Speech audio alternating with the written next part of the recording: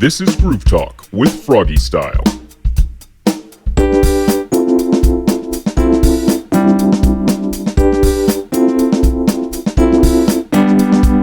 Welcome to another episode of Groove Talk, everybody. On this episode, I am joined yet again by Anthony and Will, who is, I guess, joining us remotely over the internet. And they're both part of the Galacticas. That's right. We're back. We do have a bass player, I promise. One day he will he will come to one of these things. This is podcast like number 4 now that we haven't done it with a bass player. He exists. He's out there. He's out there in the ether, but I don't know where the hell he is. But yeah, like right now we're obviously recording this during the pandemic, the great pandemic of 2020. As in 1,000 years, people will look back on this podcast, and that's why we have to have our drummer remotely call in like this. Yeah, because I'm afraid. I believe in the government, and I'm staying indoors. I think he's being kind of wimpy about this, but personally, for the record. But then again, like in the future, maybe like that's the thing is history is going to say who was right. Was I right for being like, it's not a big deal, I'm going to go to the podcast, or was Will right for staying inside? Yeah. Like, is the world going to be decimated by the virus? Yeah, in like 2 years, Will is still going to be alive, and we're both going to be dead. Yeah. These four chords really do add up to something amazing here. So I think we. What is happening? Oh, no way! All right, sorry. Here. How do I close this? Okay, so Well, that was a mystical mark. So we had a touch of the bass player. our bass player showed up for a second on the chat, but he disappeared again. So I don't know. Maybe he'll come back. Yeah, well, you messaged, you sent the call out to the band chat, so he got the invite as well. So he must have like, oh, what is this? And he just joined in, and he's like, oh, nope, that's not the right thing. I see. Okay. Awesome. So I guess just to start off, like, what have you guys been up to since we last spoke? About a year ago? Just over a year ago now, I guess. Well, we've had like maybe one of the busiest years of our how many 4 years we've been together or whatever. Yeah, around 4 years. Yeah, it like we played on the road a whole bunch. Because I guess the last time we were here was because we were talking about the Emoticon EP. So yeah, we released that last January, I think. I think it was last year. Yeah, and so yeah, we've been playing a lot out of town, going all over the place, promoting that. And then last month we went into back to Echo Bay Studio to record a full-length album. Well, I mean, it's not super long, but it's we decided that we wanted to do something a little longer than an EP this time. So Okay, cool. Yeah. But I think we were talking about this a lot, like during the recording process, and we could have added a couple more songs to this album, but at that point we'd be kind of like forcing ourselves to do filler, and we're trying to avoid filler. And I think this is our strongest album to date as a band. So I'm particularly very proud of everything that we've done on this album. And, like it may be short, but like I think it's pretty tight. Like it's a pretty tight album. Yeah, I'm like, let's just focus on quality over quantity, because we're pretty confident in every single one of the songs. Like we're actually having a lot of trouble right now deciding which to release as the single, because we just really like all of at least 4 of them can be like the single. We have an idea of probably the one we're going to use, but it's still up in the air. So we're just really, really stoked about it this time. Going into the studio this time, like now that Mark has been in the band for about almost 3 years? Yeah, close to 3 years. I did the math the other night, and it was about 3 years. Yeah, so like we just really figured out how to work with each other and just like write something that, like, I don't know, I think is a little less. One thing I really tried to focus on was try to tone down a little bit of the camp. I wanted to be a little more grounded this time, and I don't know. I mean, I guess people will have to decide whether we did that or not when they listen to it. Yeah.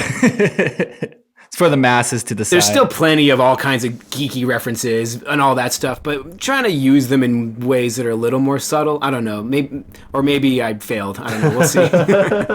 Yeah. Time will tell. Like the COVID crisis. In 2 years, you may be proven right or may be proven wrong. We'll either all be dead or we'll have forgotten all about it. Yeah, there's no in between. Yeah. Cool. You're talking about the album, right? We've all forgotten it by then. Yeah. Awesome. So I guess what kind of you touched on it a little bit, but like what kind of did you do anything different for this album that you maybe didn't do in your last recordings, or? Well, we took a long, hard look at the last release that we'd recorded, the Emoticon EP, and I think the general feeling amongst ourselves and I think most people that like follow us is that it wasn't like our strongest. It's not like we are unhappy with it or regret anything about it, but we just kind of were like, like I always kind of, even right from the beginning, I always thought it wasn't as good as like our first album, the Diagnostics album.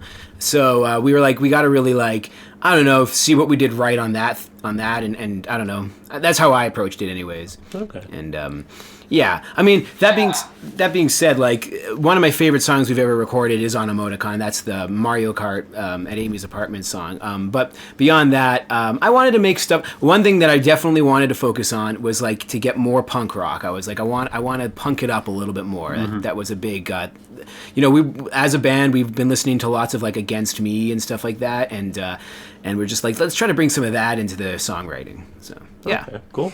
Yeah, it definitely has. I think this album definitely has much more of a kind of a grittier flair, even though it's still kind of like it's a pretty polished pop punk album. But it's we, like Anthony said, we took those influences from like Against Me and Menzingers. Menzingers is kind of like a big thing that we were constantly looking back on and going like, okay, what did they do? And then we tried to apply it to our own songwriting process. I was thinking of the Menzingers, Against Me, and the Distillers. Those were like the kind of the vibes I wanted, but then still like adding like plenty of like poppy kind of like just catchy hooks of our own style and stuff like that. And then of course the songwriting, the geeky lyric thing, but trying to like play with ideas,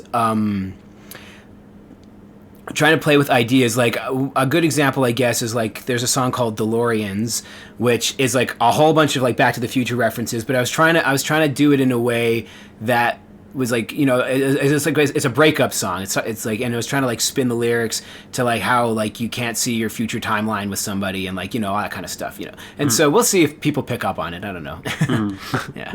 Yeah, I'm pretty proud of it. I think it's a really solid album. I hope people like it. I don't know. I'm gonna make a bunch of cartoons for it. I already got 2 in the works right now. So cool. Yeah. I mean, that's the thing that like originally attracted me to your guys' band was that like kind of pop punk feel, like the first thing that I thought when I listened to your very first EP, even right, yeah, not even the first album. That's right. We always kind of forget about that thing. Yeah.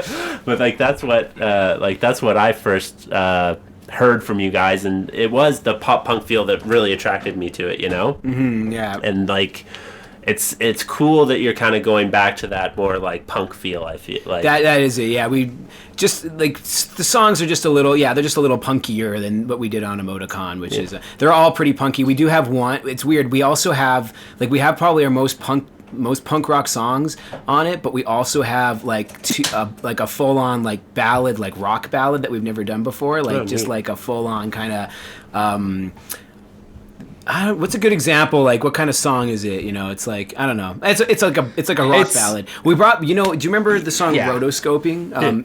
We have a singer on there. Her name is Beth Tronis, and she did the duet with me on that song, and we brought her back to do this song as well. Cool. So so we have that, but then we also have like full on like the fastest song we've ever written kind of thing. So yeah, I don't know. I mean, and then we also have a cheesy pop cover like that we decided to do. Yeah.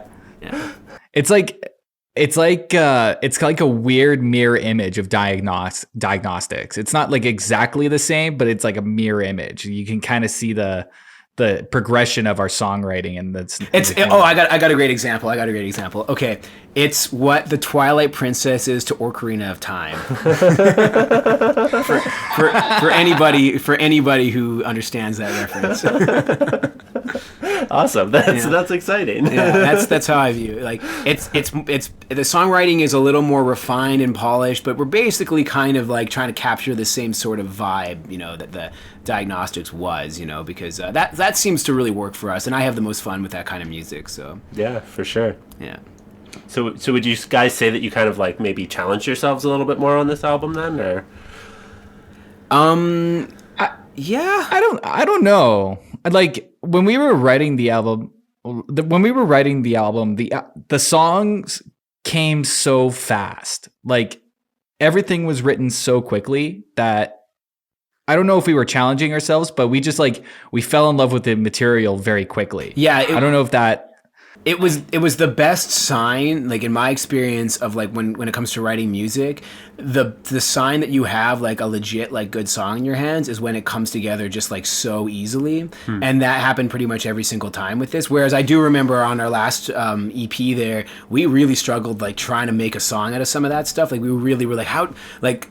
There's a song called VCR where like we just kept flipping over the chorus in our heads over and over, like changing the lyrics, changing the melody. We just couldn't decide on anything. Whereas this new album, like there was no issues like that. We were like they just kind of came out of us like really easily. So that and I perceive that as a good sign. Like the songs like wanted to exist, they like manifested of their own accord.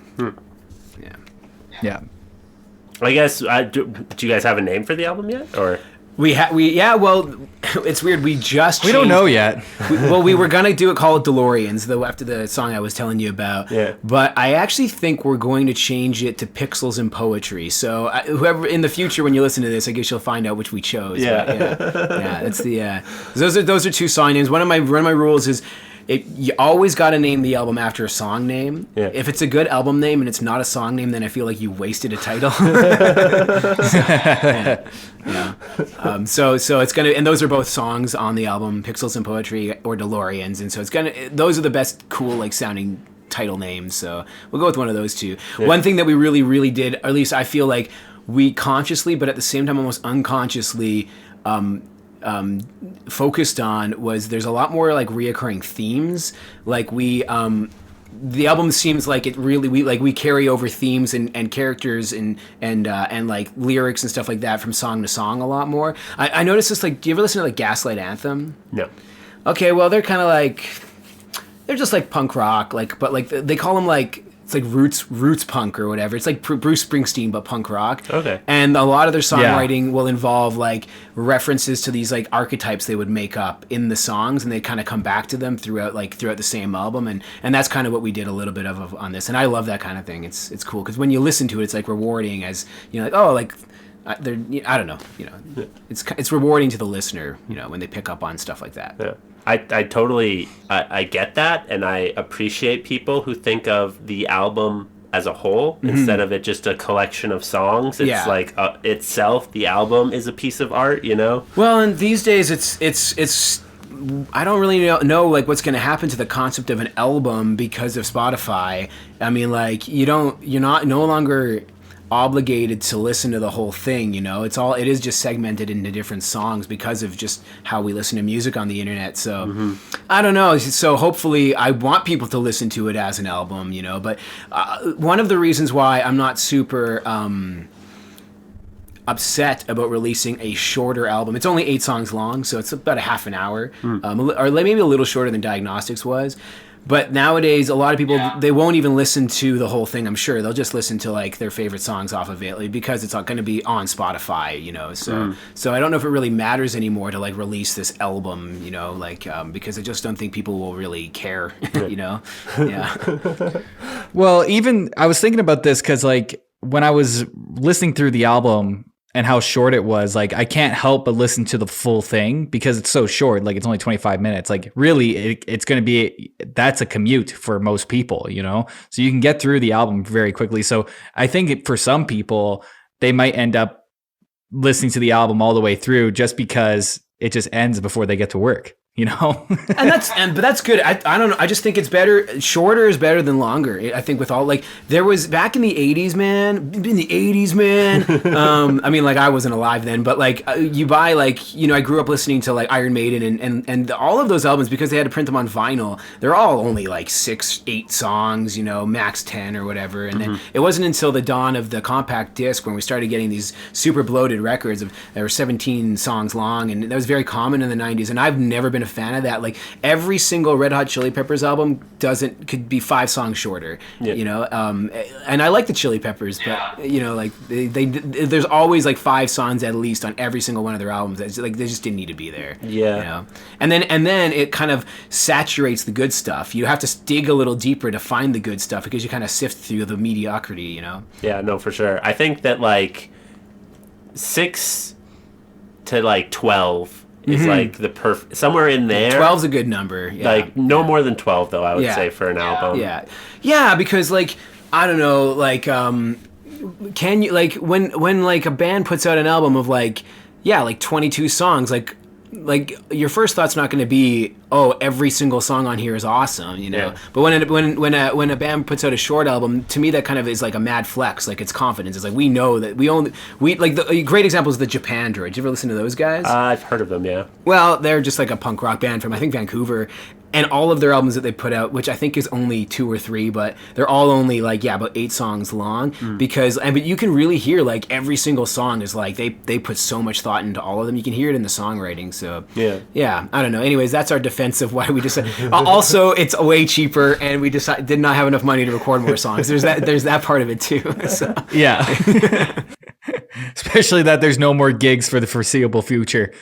We had to make it cheaper. Actually, we got so lucky. So we take our hats off and bow our heads to so many of our peers in the music scene that have been just like horribly affected by what this virus has done. Like Casey Lewis, our engineer, he plays in the band Belvedere. They had a European tour, all this kinds of stuff booked, and all of it got canceled. A lot of the band Less Miserable, their tour got canceled. So did the Ringwalds and Screaming at Traffic. Their tour got canceled. All of that happened, and we had just played our last show. It was the March 14th with Crack the Lens at Dickens, and then after that everything shut down. And because I'm supposed to be on vacation right now, so I had booked nothing for shows for the next month, and then our CD release is supposed to be in June, so I did not book anything during this time, so we didn't have anything get like canceled. Not yet anyways. There's a bunch of stuff that comes up after a CD release party where we're supposed to hit the road a bunch, and hopefully none of that gets canceled. But it's hard to say, because like if they keep the quarantine going, I mean, like our CD release is supposed to be at the Broken City, and like, I mean, if they have to keep closed for the next, I don't know, month and a bit, like who knows if they'll even be in business, by the time it's June rolls around. Yeah, no, totally. So I'm a little worried about that. Also, like, do we even promote it? Like, how do we even go about promoting a show that might not happen? Yeah. But that being said, it's supposed to be June 12th at the Broken City with Less Miserable, Mademoiselle, and the Hockey Fight. That's the lineup, that I have if all things go according to plan. Yeah. Okay. Yeah.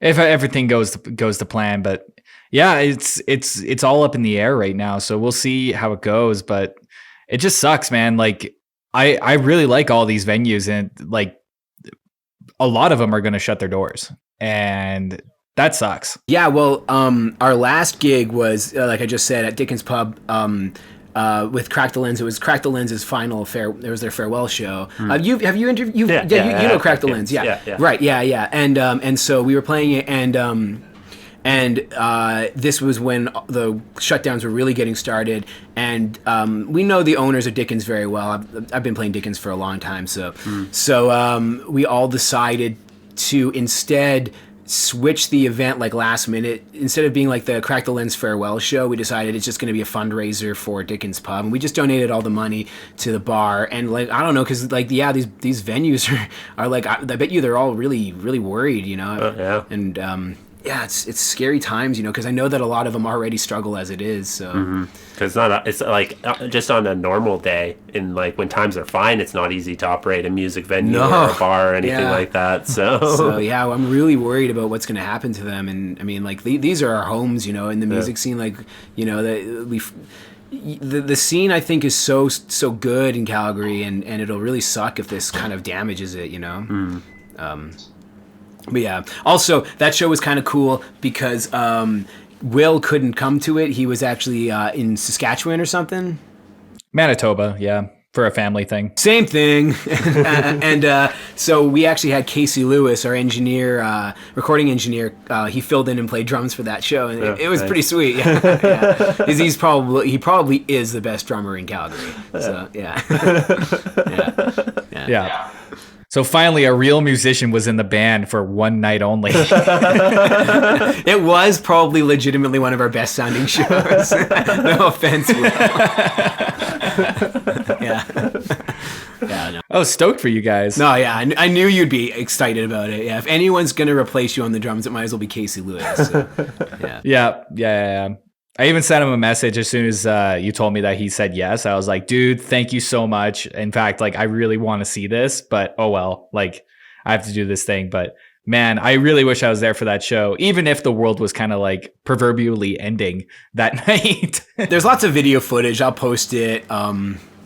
Show people what it was like to have Casey Lewis behind the drum kit for a night. 'Cause it was just cool. Yeah, I'm sure. And like you said, it was like right at the beginning of this whole thing. And yeah, I actually had some friends that were playing a show that night too, and that show got canceled. And yeah, so I remember that. Shows were getting canceled that night, and we were wondering like the whole time, like up to the last hour, whether or not that show would get canceled. But we decided to go ahead with it. I don't know, maybe that was a stupid idea, but I don't care. It was a good time. Yeah. So yeah. And since then, I mean, that was basically the last like show, and now there's no shows. The shows are all gone. Yeah. Yeah, no Rock for Dollars, Yeah, there's nothing going on. Yeah, it's a bummer. Yeah. So, I don't know. I mean, hopefully, like, in a way, we kind of hope that, Will and I were talking, that it would be really cool if the quarantine lasted just, like, until the beginning of June. Yeah. And then we got to play our CD release, and it would be like, yo, come to our show. Yeah. It's the COVID, like, release party, basically. Everybody gets out of quarantine, gets hammered. Yeah. But I mean, that would be the perfect scenario. Oh yeah, people would be so fired up. Yeah. Yeah. Like I didn't know. It's like one of those things that like maybe you don't really appreciate or notice until it's gone. Like all the just having that option that any weekend, any day of the week, really, you could go out somewhere and find live music in Calgary. Yeah. You kind of take that for granted a little bit until it's gone. Yeah. So. No, it's a bummer. I did play a show the next night on March 15th at the Ironwood, but by then it was like people were actively like being told to stay away from bars and all that. So the attendance wasn't that great. Yeah. And then after that, I haven't been to a bar since then. So Yeah. No, it's gonna be interesting to see, like, I guess, kind of what happens after all this is said and done, So I mean, the recession that it's caused is the part that I'm most worried about. Yeah. Luckily, we've already paid for the album. Yeah. So I don't need to start like. That's all well and taken care of. I can't secretly like steal money from the band fund because we spent it all on the album. Yeah, and it's gonna like a lot of the bands in the city, they do have full-time jobs, and like a lot of them are doing this, it's, I don't want to say a hobby, but it's like it's not their full-time gig, but it's still going to affect everybody, Oh yeah. Well, like we were just talking about the tours being canceled, like the Screaming at Traffic Ringwald's tour. That just like that sounded like it was gonna be a blast. I was excited for them, and then like just overnight, Screaming at Traffic, poor guys. They drove all the way from, I think it's Winnipeg to Calgary, and they played the one show there, and then the tour got canceled. I think they played a handful of shows. I think they played like 2 or 3, because I saw some stuff of them I don't know. I think they were in Saskatchewan somewhere, and then they decided to finally pull the plug because all the venues were closing down. Okay, I thought it was just like the Calgary show, and then they had to go home. But okay, hopefully not, because that would be a bummer. Yeah, I think they had one or two, like 2 or 3 at least. But I'm not sure. Like I could be definitely wrong. I don't know. I think they did 1 or 2. I think they did a show without the Ringwalds because like their kickoff show wasn't with them or something. They did a show without them or something. They're a cool band from Winnipeg. Yeah. They're great. Yeah, no, but so like I said, I feel like we are. I know we got a little lucky there because we didn't have to cancel pretty much anything. Yeah, so. yeah, no, that is. My other bands, though, I was supposed to tonight play this gig, and so that got canceled. So it still sucks. Yeah, it's so. Yeah, like I said, it's such a strange time right now, just to like. Just exist and like know that we're probably living through like no matter what happens, we are living through history right now. Like. Well, I mean, everything that's happened in the last few months has been completely unprecedented. This has never happened before. And I'm supposed to be in Malaysia tomorrow, and like I'm literally supposed to, but that all got canceled. And I hope I get my money back. It's $1,000 right there. Yeah, you can use. Yeah. No, it's strange, like, but I guess on the bright side, like, I'm sure there's going to be some really cool music and art and shit that gets created because of this, because, like, I mean, people have the time now, so. Well, I'm just about to finish. I decided to make, like, a quarantine music video for one of our songs, and I'm close to finishing it. Will doesn't like how it looks, so, but Mark says it looks good, so we'll see, it's Oh, is that the stupid, okay, yeah, I thought you were just thinking about it, but now you're actually going through with it. I don't know about this, man. I think it'll be cool. Yeah, I'm trying to make use of I don't know, man. I don't know. Well, for the record, we'll see how I'm gonna put it out. It's gonna happen. And then I've been working on a cartoon for the last 8 months or more of the Transformers, the Decepticons fighting the Empire from Star Wars, and it's just like a battle, like where they like encounter each other on this planet and they have this big fight. Darth Vader fights Megatron, like it's all kinds of. And I've been working on it for the last 8 months, and it's gonna be like synced to one of the new songs as well. So I'm gonna put that out in a little bit here. It's pretty much finished, but yeah, I just needed the songs to be finished. Like I finished the cartoon before we actually recorded any of this music. So so that'd be kind of cool because I've been like when I used to go to sleep as a kid, I've always had a lot of trouble sleeping, and so one of my strategies was I used to picture what it would be like if the Decepticons and the Empire ever like met each other. So it's kind of been a dream of. He still does this. Yeah, you still do this. Yeah, so I've seen you talking your sleep about it on tour. Oh, do we want to tell them the Revelstoke story? Sure, why not? There's a couple Revelstoke stories. Are we gonna talk about the raunchy one? How raunchy can we get? As raunchy as you want. Well, I mean, it happened to you. So okay. All right, I'll tell it. 2 weeks ago, or about a month ago, we went to Revelstoke to play. We usually go to this place and play like 2 nights in a row, like at the Last Drop pub, and that's what we did. A few weeks ago in Revelstoke. So while we were staying overnight for our second show at the hotel in the morning, this is what happened to Will. So, I was in a mood. I was in the mood.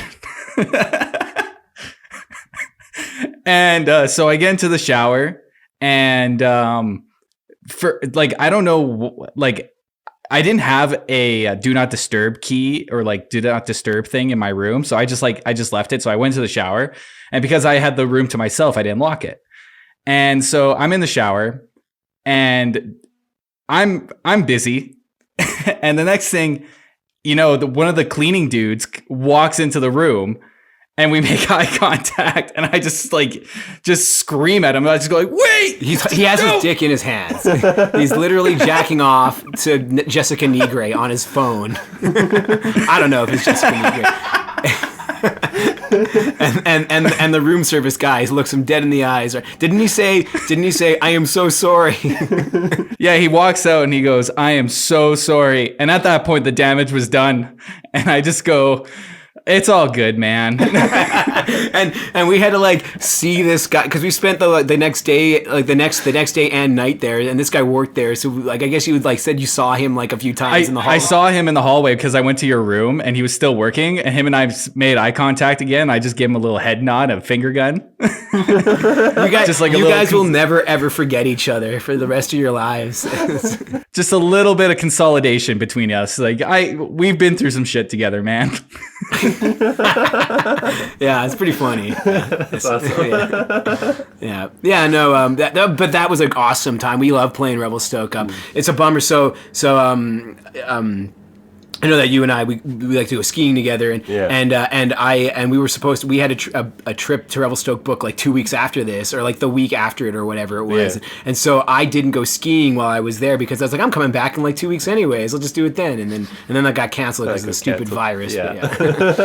But it's cool because we get to play like for all the crazy drunk ski bums, and it's always a party playing Revelstoke. Oh yeah, I could imagine. Like Revelstoke is such like a ski bum town. Yeah. Like.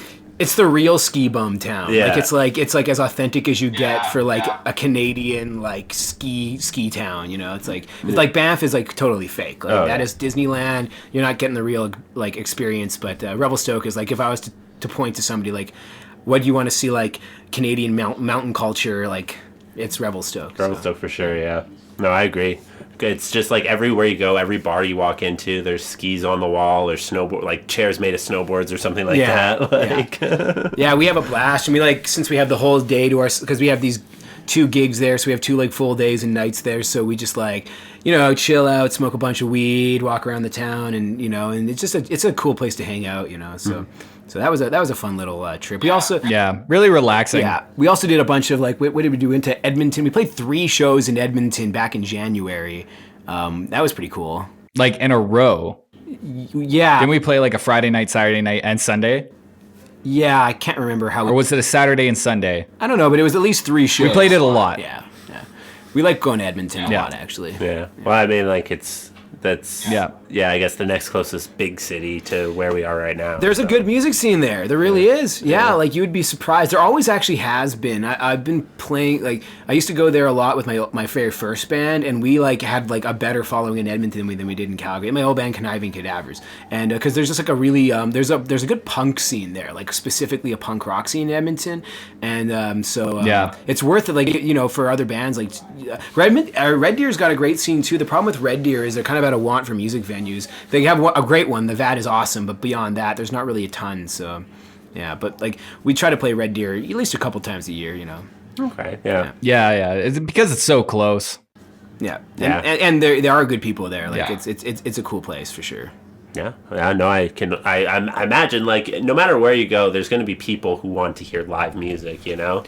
Yeah, it's always just like I guess the venues that it can accommodate that. But you know what's interesting that I've noticed, and this is kind of like insight I think for like people who are like if you're in a band and you haven't really like done a ton of like out of town playing, it's weird like you get 2 kinds of shows. I find you get the ones where it's like. It's like there's people there, but it's not a ton of people. But the people there that are there are like really into it. Like they're paying a lot of attention, and it's kind of about the music, and people are paying attention to what the bands are doing, and they're listening, and then they'll buy like merchandise and stuff like that. Yeah. And then you have like the other kind of show, which is like what we just played in Revelstoke. We find this a lot in like mountain towns or like party towns. Is it's packed and people are going nuts and dancing, and it's like the greatest thing. But they're not really paying attention to the band per se. Like they're definitely rocking out like in front of like on the dance floor to the music you're playing. Even if it's original music, they'll still be dancing, but they don't really like as soon as you get off the stage, they don't even like pay attention to your existence. Like, it's just the party goes on, and it's like you're more just background noise. And so it's like, what would you prefer to play? Like a show like that where there's a bunch of people rocking out to your music, but they don't really pay attention to you as a band. You're more just background noise, or to like a more toned down show where the people might even be sitting down, but they're paying a lot of attention, and then they're like more inclined to remember you after and stuff like that. Yeah, and I find that you get a lot of that kind of thing in like playing like Verns or something on like a Thursday night, and then you get a lot of like the party thing where the people don't really pay too much attention to you in small towns like Fernie and Revelstoke. So, okay. Yeah. No, that makes sense. I guess it's I guess which do you guys prefer personally? They're both great in their own way. But I definitely do prefer when the people are kind of more engaged with the band. Like, even if they're not dancing, if they're just watching, like, I love when people dance for sure, but like, I love, like, okay, like, we played in Edmonton, we played like an all ages show at this place called Black Bar, and that was like that was like, you know, it was a Sunday. There was, you know, a good like 30 people there or whatever, but they were all like just engaged with the music, and it was just like, you could tell that they were really like listening and stuff like that, even though they weren't like going crazy. So. Well, the other thing was that we were playing with a band that was a bunch of kids, like a bunch of like, you know, 15, 16-year-old kids. And so their parents were there, and they're just stoked, right? I think they were called Unavailable or something like that. Yeah. And they were just stoked. Yeah. But at the same time, like, there's definitely nothing wrong with a bunch of pretty girls dancing to your music like on a party night. Like, I'm never going to complain about that, you know. Yeah. Even if they don't even talk to me after, I'm still like, this is still awesome. Yeah. Yeah. One time, I might have told this story last time, but whatever. The last time we played Rebel Stoked, not the last time, but the time before, I was rocking out on stage and I was wearing my Pixel sunglasses, and then some girls that were dancing in the crowd came up and started dancing on the stage, and one of them took my glasses off my face while I was playing, and then they ran off into the crowd, and I was like, I had to finish playing the set, and I was like, I'll find her later, and then after I was like, I need my sunglasses back, please, and she's like, I will do anything if you let me keep these glasses, and I was like, anything, eh? Okay, give me $50. And she did. She gave me the $50. And then I bought like a new pair. They're like $10. Yeah, I was gonna say. I was surprised she actually did. She's like, okay, fine. She was pretty drunk. Yeah. I was hoping that's pretty good. She was hoping to bargain with something else. Yeah, I mean, yeah, I don't know. No, I just wanted my glasses. Yeah. Yeah, that's the thing too. It's like, I guess when you are kind of, you know, building a fan base or whatever, you do want the people to be engaged like that, you know? It's the same, like, I guess, like building a podcast. It's like, who are you really doing it for? You're doing it for the people who actually care, you know, the people who are listening and are paying attention, you know? Yeah. Would it be awesome, you know, if I had some sort of party scenario and a bunch of people just listen to it because obviously. And then all of a sudden you got like 1 billion listens. Yeah, that'd be amazing. But they don't actually, like, they never really remember you or come back to it. Or they don't engage with the content, you know what I mean? Yeah. Like, I feel like it's, when you can make that connection, whether it be through music or whatever art is your medium, that's kind of like the specialness of it, you know? Like, yeah. So that's the kind of thing that we definitely have kind of noticed from playing out of town a lot, is you get those two kinds of shows, and both are fun, but I think at the end of the day, if you're not like getting people to remember you, then like, that's what you really want to. That's what you really want to do. At least I want to do, anyways. And I want people to just like listen to the music like the way I listened to music like when I was a kid, and just like, you know, like really listen to the lyrics and stuff like that. And so, but you know, we still like to make people dance, because like at the end of the day, like, what's music all about? You know, it's having a good time. So yeah, it's a balance. You gotta find it. You know. Yeah, no, for sure. And like that's with everything, right? You gotta find the balance and shoot for that. Yeah. Well, I mean, you've been doing the podcast thing for how long now? It'll be 4 years in May. Wow, 4 years. Yeah. It's pretty cool stuff. Yeah. So we're almost this year we'll hit 100 episodes of Groove Talk. That's good. That's awesome, man. Yeah. How close are you to like Joe Rogan's numbers? So close. I'm like this far away. Yeah. You guys have actually been in like every iteration of the podcast, you know, like the first time you guys were here, we were up in the living room at the folding table. Yeah, I remember, yeah. And then I think the second time we were at the kitchen table. Yeah. And the third time we moved down here. And then, the fourth time now Will's on. Yeah. We're doing the Skype thing now, which is which is interesting. I don't usually like Skype or whatever you call this, like video chat thing. And I think I would, because like grew up watching like every single science fiction movie always had. This is how they, like, for some reason all phone calls were like this in the movies, like in sci-fi where there's video chat. But I find it like awkward and weird. Like you look at Will just like right there awkwardly sitting in his chair, but he's not really in the room. Like it's just kind of weird to me. I don't know. I don't know. Like I've got kind of used to it because my work just went remote. So for the last 2 or 3 weeks, I've been doing this. I've been doing everything with webcams and everything like that. So like I've been talking to, most of my interaction has been over video chat, and like, yeah, it's awkward at first, but eventually you just kind of get used to it. I feel like I would forget, like, I'm on screen and start, like, taking my pants off or something, you know? Yeah. You know, I'm always worried about that kind of thing, because I have a habit of taking my pants off a lot. So. I've seen it. It happens. Spent a lot of time with that man. Little do we know, Will is not wearing pants right now. That's true, yeah. No, I don't never wear pants. He's jacking off, just like like in Revelstoke. Yeah, I have a cleaning guy waiting outside to barge in on me. We can't get him to stop. It's honestly a huge problem on tour. It's good. We actually wrote a song about it. It's going to be on the next album. Yeah. He'll literally be driving the car, and we'll be like, "Will, stop it! Oh, just cut that out, man." This is dangerous. Yeah, it's pretty.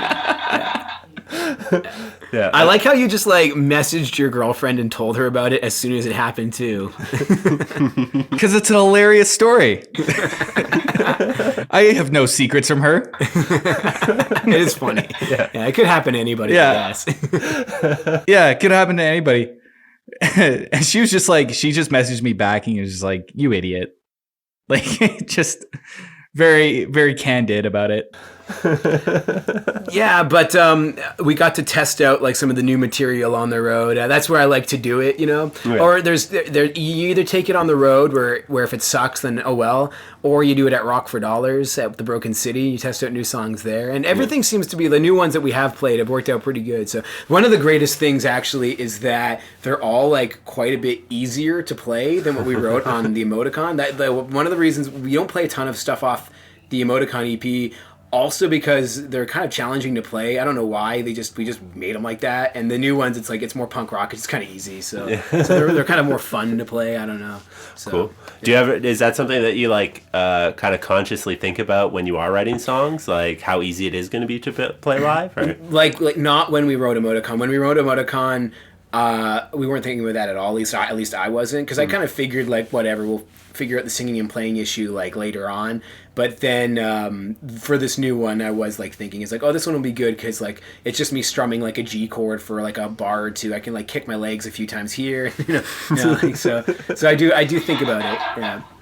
You know, the show's got to be good, right? I mean, nobody wants to just watch me stand there. I'm not pretty enough to just stand there. You know? I gotta move around and trick people into thinking I'm cool. Yeah. Oh, that guy kicked his leg. We all do. Yeah. If I kick my leg enough, maybe they'll start thinking I'm better at guitar than I am. You know? I think that's how it works. Yeah. It's an ancient magic trick. You just got to kick 6 times, and you got to spin clockwise or counterclockwise.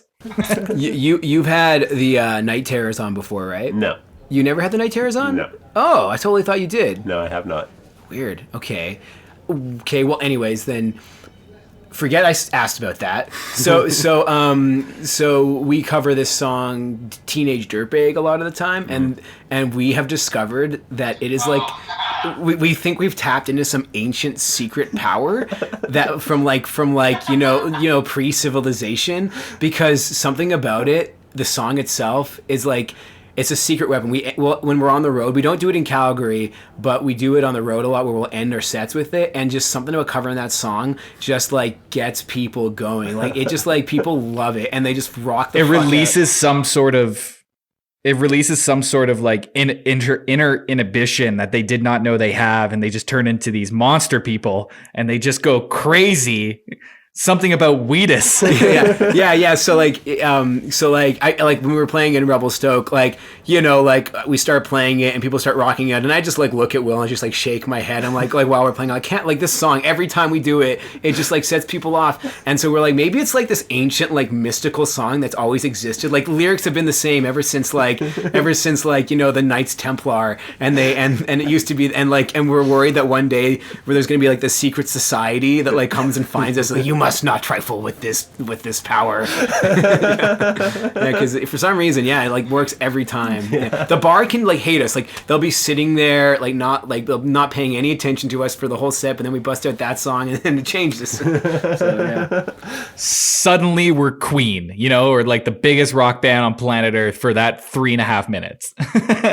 People want to be that teenage dirtbag, man. They think you're singing about them now. I don't know. But okay, the reason why I bring up the Night Terrors is because I think my greatest shame in life, of all of my shames, is the Night Terrors used to be a band called, like, those members used to be a band called Deluge, and I used to play drums for them, and we used to cover that song Teenage Dirtbag, and basically the way we play it, the whole shtick we do with it, I just completely stole it and used it in the Galacticas, because like we needed songs to cover like on the road, and I was like, I already know how to play this song, I played it in my old band and stuff like that, and then I remembered it worked every time with Deluge as well, and now I feel bad because I kind of like stole this kind of like little thing that I used to do in Deluge. Like it wasn't my idea, like it was the singer of Deluge's idea, of the Night Terrors. It was his idea. So I'm kind of just like, I feel bad about it every time I do it. But damn it, it's effective.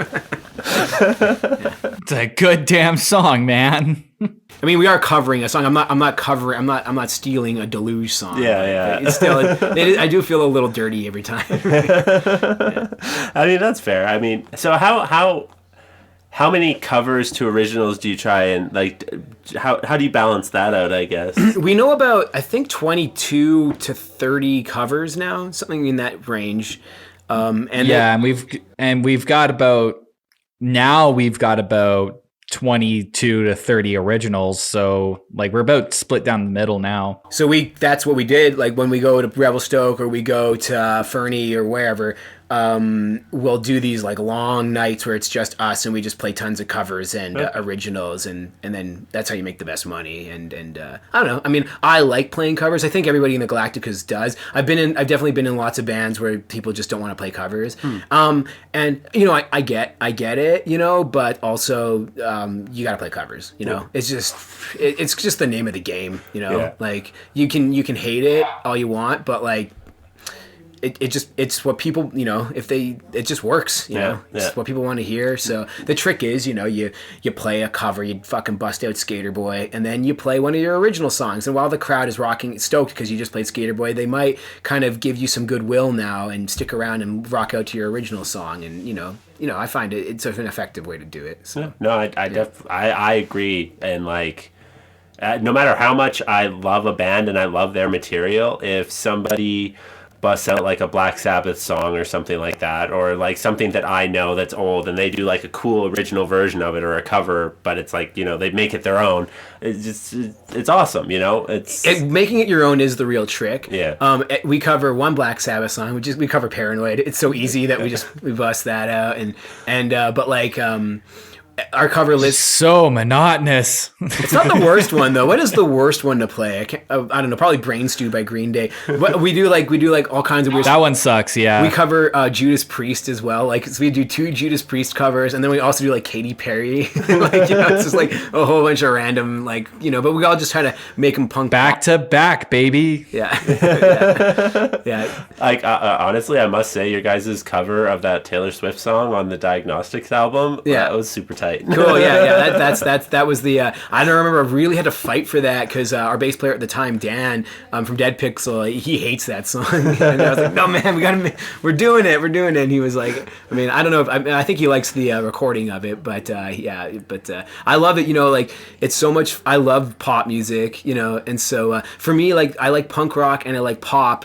Because punk rock is basically pop music a lot of the time, just like with heavy guitars and faster. Yeah. And the singing is all dirty and stuff. But it's the same basic verse, chorus, catchy thing, so, it's only natural to like blend the two. And that's why pop punk, I think, is the greatest music that's ever been invented. Yeah, there's something about it, like you hear shit like, whatever, Blink-182 or Green Day or something, and there's just like, it's so unique in this like not unique way almost, or teenage dirtbag.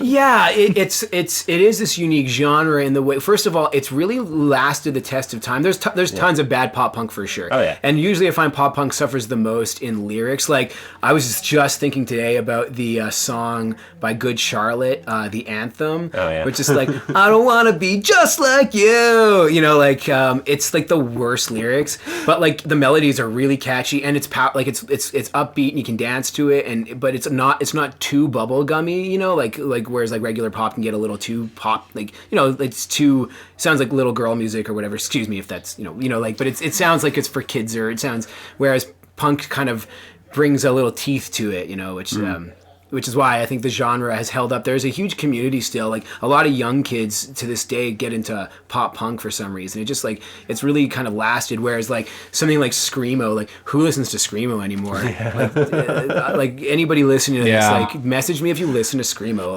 like Atreyu or whatever, you know, like no, the closest, like I think that the only survivor of Screamo is Alexis on Fire, and they're not even really a Screamo band. Yeah. So. I remember being so like attracted to Screamo music though when I was like younger, like listening to Billy Talent and the points when he would scream, I'd be like, oh my god, you know, like this is so crazy. I mean, Billy Talent though, I mean, I wouldn't really call them a Screamo band, but but usually Screamo, like the way I picture it is you have the melodic singer, the emo singer, and then you got the guy who just randomly yells over top of the music, like just randomly. And whereas Billy Talent, I've always been like a huge. I respect, like I never really listened to tons of Billy Talent, but I respect them in that whenever you hear a Billy Talent song on the radio, even if you've never heard it before, you just know it's them. Yeah, you know, as soon as Billy Talent releases a new song and they play it on the radio, you instantly are, it's like, this is Billy Talent. Even before the singer gets going, the whole band, the drummer, the guitar player, the bass player, it's a really distinct sound that they've got, and they've managed to hold on to it for so long now. So I think Billy Talent's a really cool band, actually. Oh yeah, no, that's. Billy Talent was like my gateway into like kind of the Screamo genre, you know what I mean? Going from Billy Talent, and then it got me into like Rise Against, and then it eventually ended at like Lamb of God, but... Right. You went backwards for me. I started with metal, and then I got into punk later. Okay. Yeah, metal was like, because like I got into like Black Sabbath and Iron Maiden and stuff like that, and still like, I still love that stuff, but I remember I kind of was craving songwriting. A lot of metal is more about like the music and like the instrumentation, and I kind of gravitate more towards like lyrics and stuff like that, and that's usually where punk is stronger. I mean, not all the time, but you know, a lot of punk rock is kind of a lot of the time just like heavy folk music, a lot, you know, so yeah. Well, like the thing with metal too is like most of the time you can't fucking understand what they're saying. No, like especially with the heavier metal, but so I've never really been super into metal, but it's like all genres where there's always like there's always somebody doing something I'm gonna like, you know, in every genre. I just have to find them, you know. Yeah, no, exactly. Yeah. No, and that's the thing with today's music too, is you can probably find something in that genre that you are attracted to, because there's literally everything that you could think of, you know. Well, you know, we've talked about this like in our like long drives, just like is the genre dead? Like the idea of genre music, you know, because like what genre is 21 Pilots? You know, what is that? You know, like it just kind of all falls under the category of indie, and indie can encompass Metric or Death from Above or you know, like 21 Pilots, but they don't sound anything like each other. So it seems like a lot of modern music is almost like genreless in a way. Yeah. Which not saying it's a bad thing at all, but it does. Not having genres does kind of dismantle community in a way. Like when you know something's metal, then you create a scene out of metal, and then you all kind of get together on how you like metal. Metal, you know? yeah. No, I agree, and that's like what I was in high school. You know, I was the metal kid, and you naturally gravitated towards the other metal kids. And there was a thing that we all wore. We all wore black, and we all wore band T-shirts. We all had long fucking hair. You know what I mean? Were you one of those guys that wore like the super brutal Cannibal Corpse T-shirt on the bus? No, I was never into Cannibal Corpse. You remember those guys? Like they just like horrific torture gore porn on their T-shirt, like, and they're just walking around like on the bus. Like old ladies have to look at them. Yeah. Oh, I remember those guys, and they had. For some reason too, the ones at my school at least, they always had the tightest jeans. And then I remember they would want you to know that they were listening to like super edgy music, so they would like have their like headphones like down by like their necks and like turn to full blast like on a quiet train where everyone just has to listen to like like, oh, fuck you in my contact. And like, you know, like I remember like just like riding buses and just like this guy like sitting there pretending it's like super cool and it's like, yeah. of course he was super cool. Yeah. That guy has become our prime minister now. That is what Justin Trudeau was like. Yeah, he was that guy in the bus, and he wore those really ridiculous pants, and and I don't know, wore Slipknot hoodie. Oh yeah, there's a lot of Metallica shirts. You know, like every metal kid has a Metallica shirt. So I'm actually, okay, so because of the quarantine, there's been this like, you know how people are playing all these like online games with each other on social media. One of them is like take a picture of you in a band, like a local band t-shirt, and I was gonna kid around and just take a picture of myself in a Galacticas t-shirt.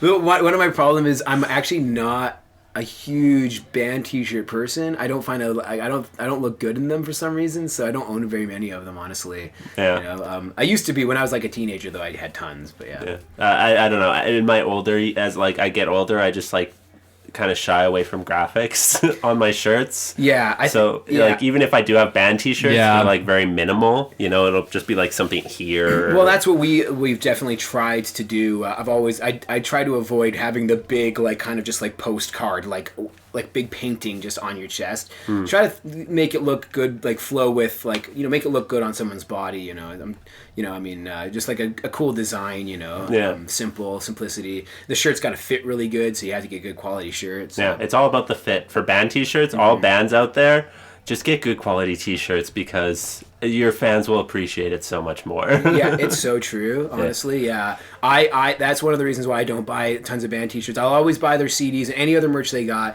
but they just don't fit me. So I just know I'm going to be wasting money because I'm not going to wear it. So, or you wear it once, you put it in the washer, it shrinks in the arms specifically for some reason. yeah. So it's you got to get the good quality American Apparel, whatever t-shirts made, printed on. So. And actually, the local band that taught me that was actually Dead Pixel.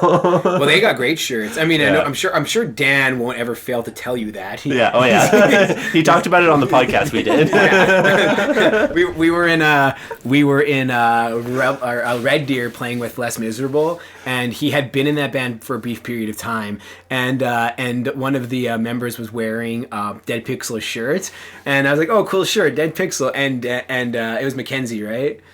I don't know. I don't remember this. Okay, well, anyways, they were just like, yes, and we know how soft they are. Like Dan had like obviously given his spiel a bunch of times on how great the shirt quality is. Yeah. Dude, he busted, like in the middle of the podcast, he busted out a shirt. He's just like, just feel this. Like, yeah. He never fails to bring it up for some reason. I mean, they are soft. No. Honestly, it's not wrong. It's a great quality shirt. Like, it's a great shirt. We're not knocking him on anything else, but like that's a great shirt. Like, okay, Dan, we get it. Yeah. We get it. The shirt is soft. Yes.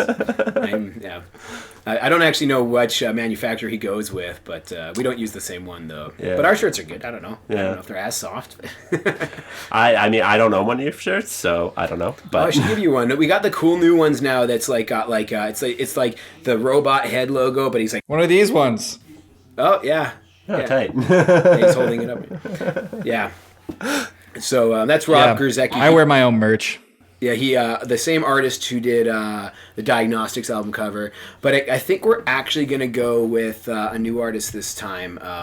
His name is Matt, and I don't know what his last name is, but thanks, Matt. Yeah. Do you guys have a very specific idea of where you want to take the art for this album, or?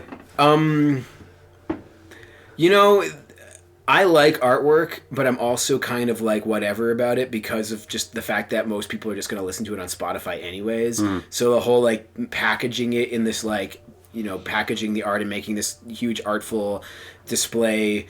I mean, most people aren't going to buy the CD anyways, so it's not really something I put too much thought into anymore, which is a shame, but it's just, if they're going to listen on Spotify, they're not going to look at it or care, so it's kind of a bummer. We still plan to I do want to get some CDs pressed, though, for sure. Yeah.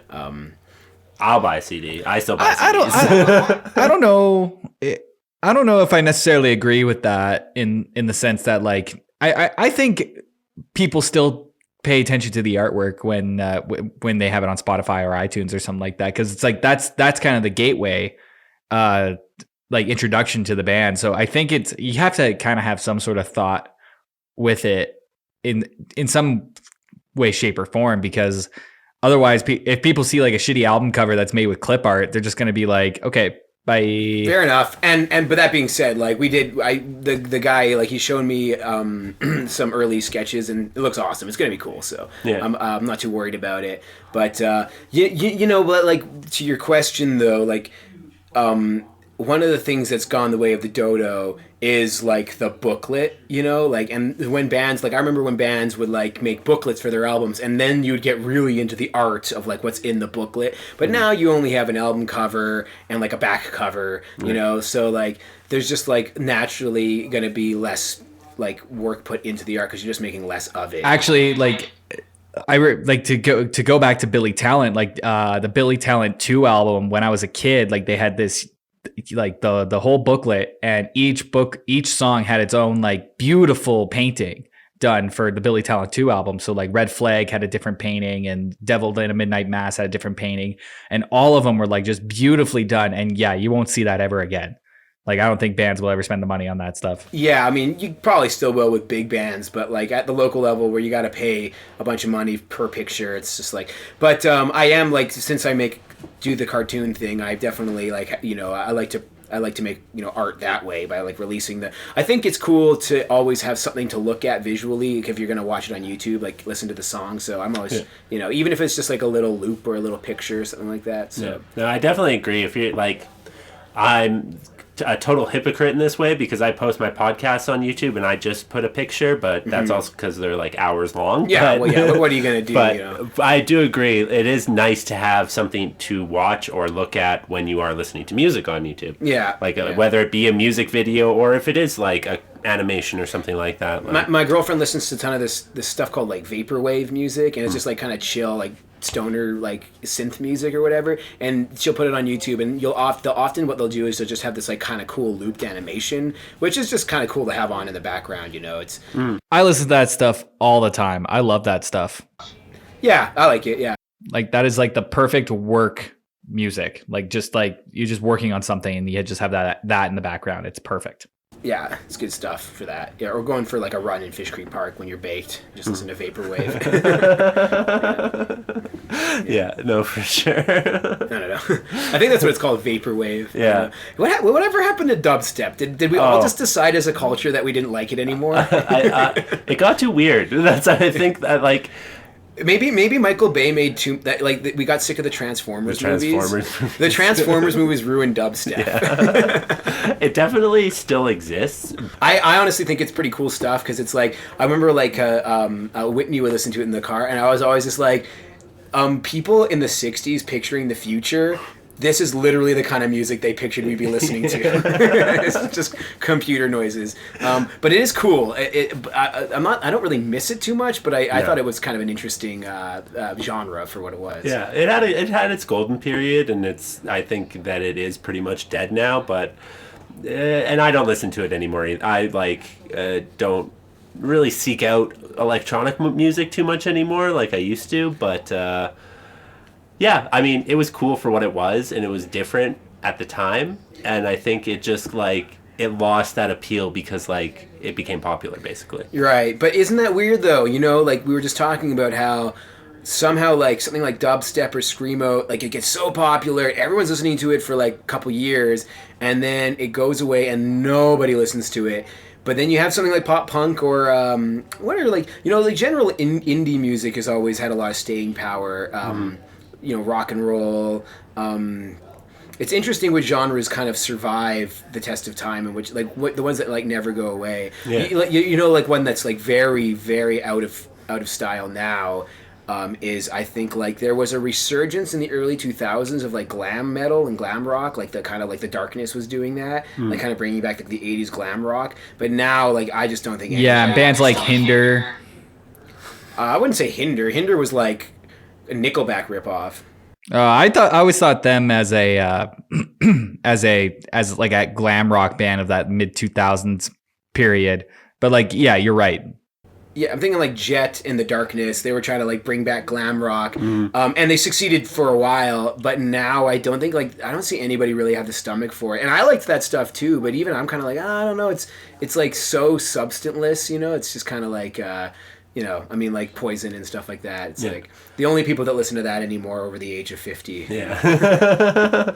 Well, yeah, it is really interesting. Like the genres that stand the test of time. You know, like the country music, like blues, people still listen to and stuff like that, but these like fad genres like disco or I guess that's what it is. It's the super fatty kind of trendy things. They never really ever stick.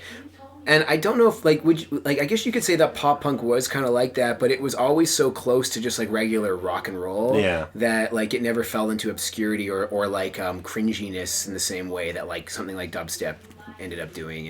And so yeah, no, for sure. Yeah, I think recently, at least in the last like 5 years, metal has kind of seen a big decline. Like it's there was especially in Calgary, there used to be like, it seemed like metal was not going anywhere. Like do you ever know the band Shark Infested Daughters? I've heard of them. Well, they're a local metal band, and along the lines of like Trivium or something like that. And they had this huge following, and there was a bunch of metal, like just a huge metal scene.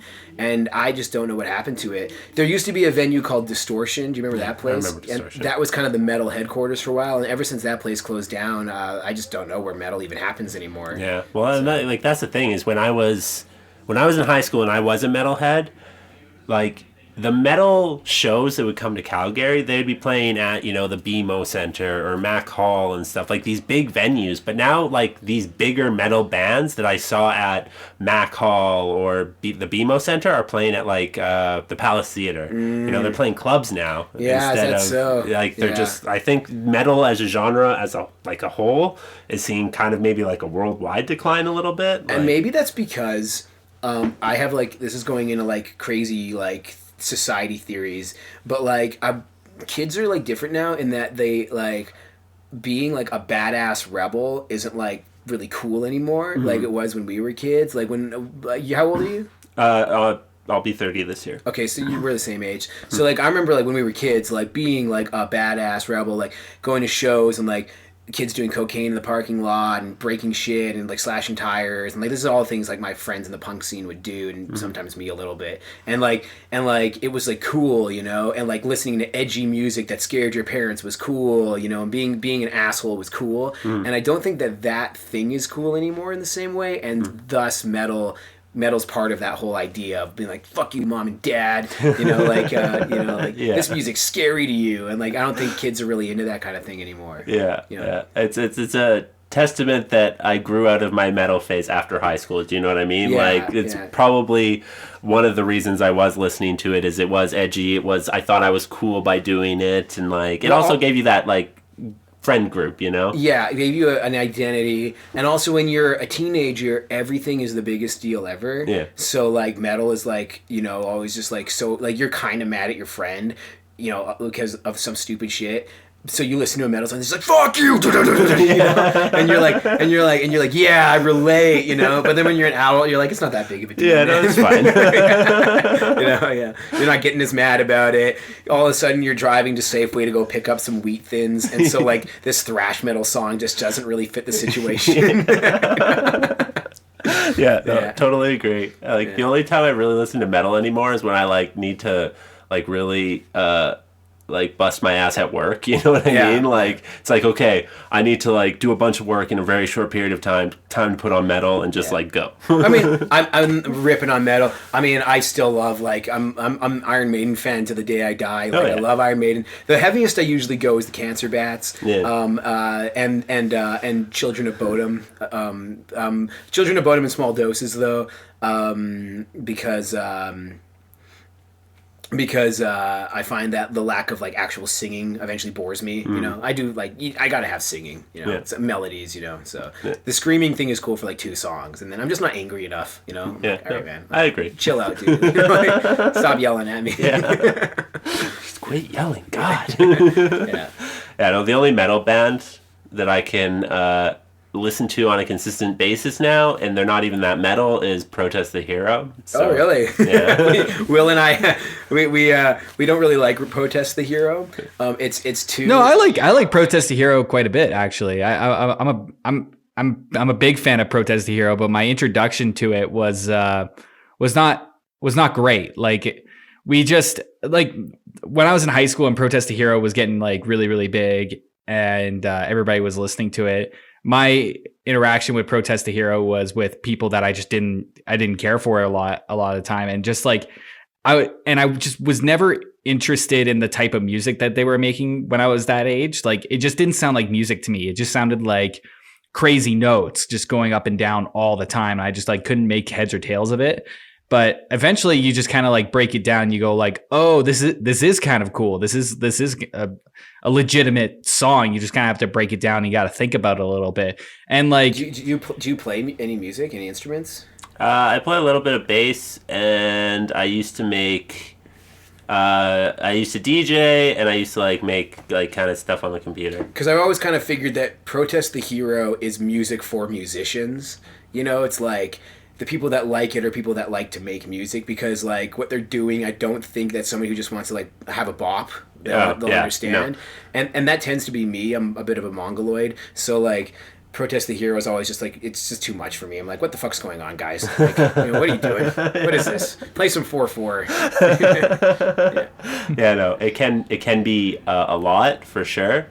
And when I say I like Protest the Hero, it's weird because I like 2 albums by Protest the Hero, and that's Fortress and Keziah, which are like 2 of their earliest albums. And that's like a lot of music for me is, I say I like a band, and I do, but it's like I like this album by a band. No, but like I have this kind of debate a whole bunch, is like, when can you say you like a band? Yeah. It's like,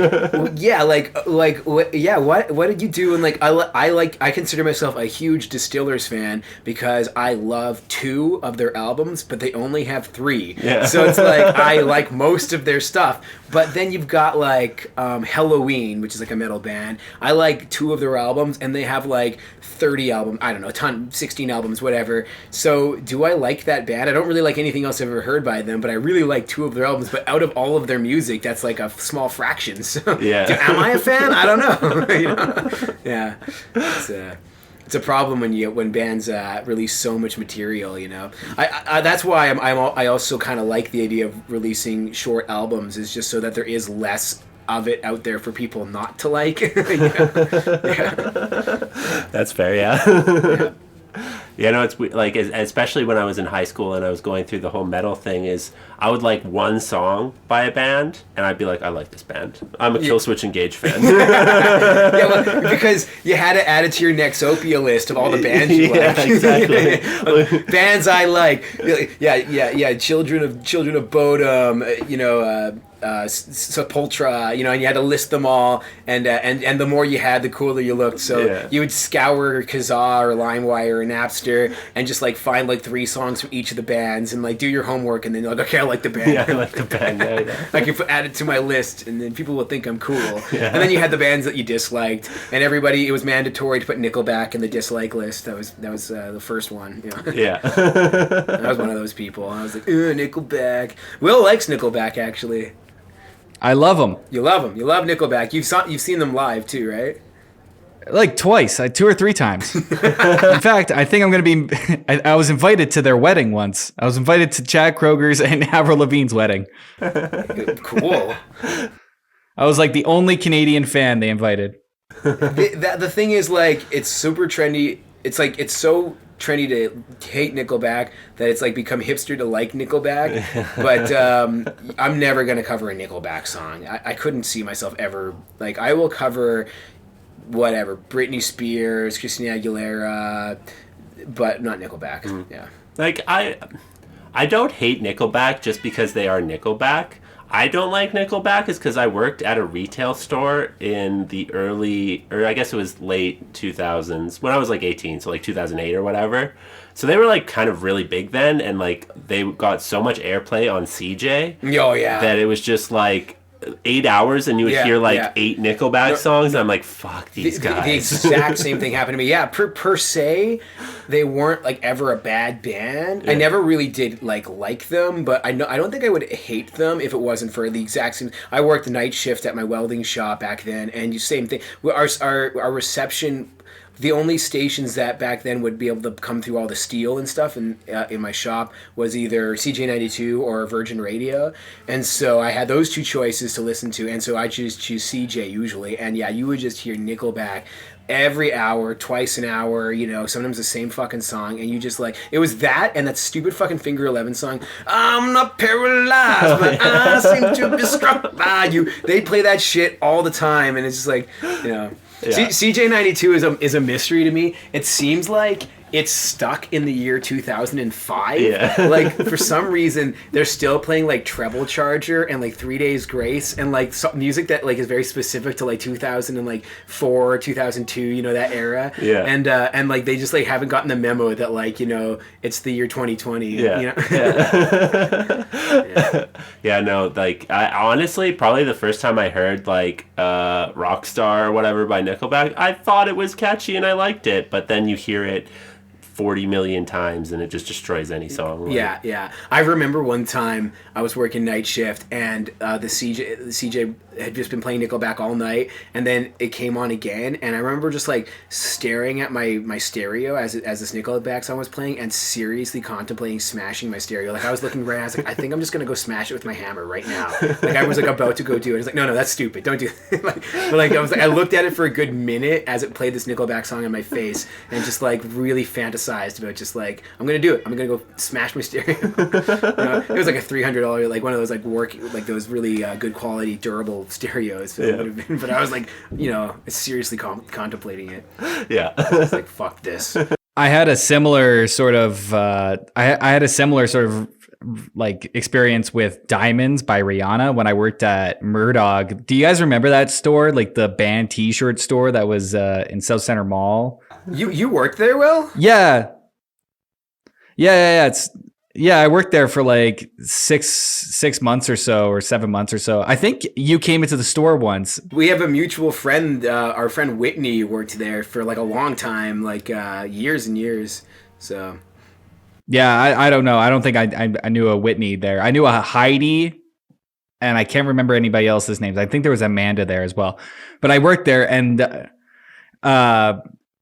we were only allowed to listen to Virgin Radio, which I thought was weird because it was a rock and roll punk rock show, right? So I was or a punk rock store. So I was why? But we had to listen to Virgin Radio, and Diamonds by Rihanna played every 20 minutes. I counted it once. It was every 20 minutes, Diamonds by Rihanna played. And I went nuts. If I recall, that song does suck. Will, the battery's going to die on my phone pretty soon, so we might lose you in a bit here, just so you know. Okay, well, I think I'm going to go eat. So you guys want to go continue on without me? Okay, sure. If that's cool with Cody. All right. Yeah, sure. Bye, Will. Okay. I'll talk to you guys later. Bye, everybody. Later. Yeah, sorry about how he was too wimpy to come and do this in person. Well, that's whatever, man. I totally get it. It's, if it was probably some random band, I might be a little bit more hesitant. But because I know you, thanks, man. Well, we really wanted to do this. It's just tradition at this point. Yeah, exactly. Yeah. I think you have actually been on this podcast for every single release that you have done. Yeah, well, maybe not the first EP. I don't. That's why I contacted you. Oh, was that? Of the first okay. EP? Yeah. Wow. Yeah, I can't even remember now. But yeah, I don't know. It's cool. I mean, I wish there was more people doing what you do in the city. I think it's cool. And this is I don't know. It's just good what you're doing. You did. Did you do anything for Sled Island? No, I did not. And I wonder if Sled Island's even going to happen this year. Yeah, it's kind of up in the air. Because they'd have to start planning that right now. They'd have to start getting bands ready and all that. And it'd be kind of hard to do that, right? I guess they probably would just have to cancel it. Yeah. If they're canceling the Olympics in July or whatever. Yeah. Well, I mean, a lot of people are moving. Like a lot of like the bigger music festivals and stuff they're postponing until like October or September, stuff like that. So, and all the great movies. We're waiting on this the Dune movie. It's supposed to be the. We've all been a little exhausted by Star Wars. Some of us are a little more burned than others, and so in my opinion, Dune is the Dune movie is going to be like the new kind of sci-fi pillar that we can all get behind. At least I hope so, because like the director's awesome, the cast is awesome. So I really hope the movie's good, and I'm a big fan of Dune. So yeah. So, but the movie, because of COVID-19, has been postponed until I think the next year now. Oh, They're wow. putting it, or at least 6 months or something like that. So yeah. I mean, I was getting burned out with Star Wars, and like the latest movie, it was it was all right. I didn't hate it.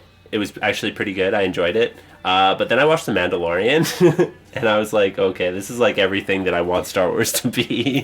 The Mandalorian is... I sometimes think, like, I'm a fan of Disney Star Wars. Almost everything they've done, I think it's pretty good. It's not like, it's never going to be the original, but it's definitely better than the prequels. I know I've said this a million times. But if The Mandalorian was the only thing that had come out of like this Disney purchase of Lucasfilm, I'd have been satisfied. I was like, the Mandalorian is really one of the best things Star Wars has ever come up with. Yeah, I agree. So, but I mean, as for the Rise of Skywalker, I thought it was good. Honestly, I think it was as good as it could have been. Regarding the series, as much as I think The Last Jedi is a cool movie, it did kind of make a mess of things. Yeah. And The Rise of Skywalker, I think, concluded like the story they were trying to tell, like more or less satisfactorily. Yeah. Satisfyingly. Yeah. That's exactly the way I felt about it. It was like it was a good wrap up to what like the trilogy or whatever. Yeah. And what it was left with after the Last Jedi. Mm-hmm.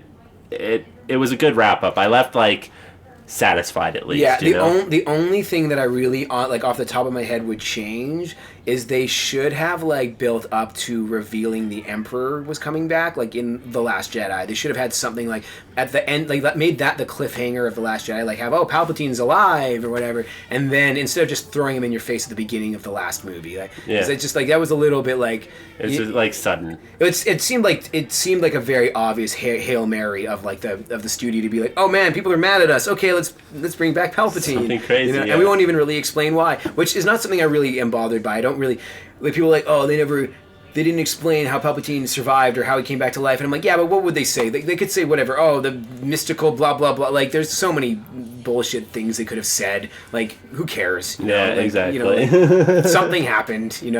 They could say any line of dialogue that like, oh, the living force preserved him, and the blah blah blah blah. And would you have been happy? Like, who cares? Yeah, exactly. He's alive. Yeah, he's alive. They gotta kill him. The thing I didn't like about the movie, like the first like maybe 30 minutes of that movie felt like really just like go rushed. Yeah, whatever. It's running gun for sure. Yeah, it's what they had to do. Whatever. The thing that I really had an issue with is when Rey and Kylo Ren kiss at the end there. Yeah, like okay. that was just kind of, it just felt weird to me, and like maybe because I didn't see that coming at all, or I didn't see it coming either. It doesn't bother me because I don't know. I do like. I don't know.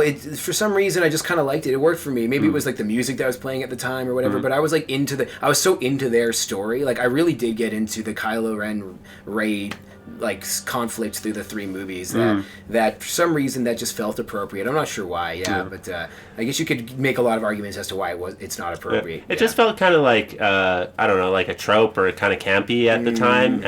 Okay. I didn't like the initial kiss, but when afterwards and like he kind of like goes out, I thought that was fitting. You know what I mean? Yeah, I don't know. Yeah, I'm not sure. Because, sorry, it kind of reminded me of the way that Darth Vader did it in Return of the Jedi. Like, he comes in and he saves Luke Skywalker and then he ends up dying. Yeah. Kylo Ren kind of does the same thing. I actually really liked the reveal that Rey was Palpatine's granddaughter. I thought that was cool because people are like, oh, but it was cooler if she was a nobody. And I'm like, well, then you'd have to explain how she was so good at everything. Yeah. The Palpatine thing fixes that problem because Rey was randomly just like good at everything. So I think it works. And also, I like the idea of the descendant of Skywalker is the bad guy and the descendant of Palpatine is the good guy, and they have to fight. Like, it's this cool reversal of what you got in the original trilogy. I think that's actually fairly clever. Yeah. So, I mean, it's Star Wars. It's not Shakespeare. Yeah, you know? exactly. So like, so what you got, I thought was pretty, satisfying in that way. So, I'm okay with the trilogy. I'm not like in love with it really, but I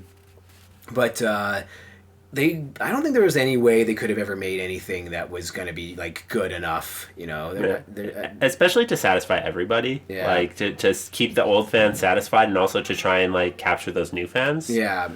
So if it does kind of like mean that we don't get any new Star Wars movies for a while, I'm actually super okay with it. I'm like, let's do Dune, like which I hope we see Star Wars again in the theaters, but I'm fine if it's another 6, 7, 8 years, whatever. Like, honestly, I'm cool if they want to just keep making like shit like The Mandalorian. Like I heard they might do an Obi-Wan series like that. Yeah. I don't know if that's still happening or not, but I'm not interested in an Obi-Wan series. I know a lot of people really are. I just in my head I can't picture why that would be any good. First of all, we've had Obi-Wan in more movies than like any other character. Yeah. And I know Ewan McGregor was supposed to come back, but like, what's he supposed to do? Like, hang out in the desert and like, yeah, exactly. I don't know.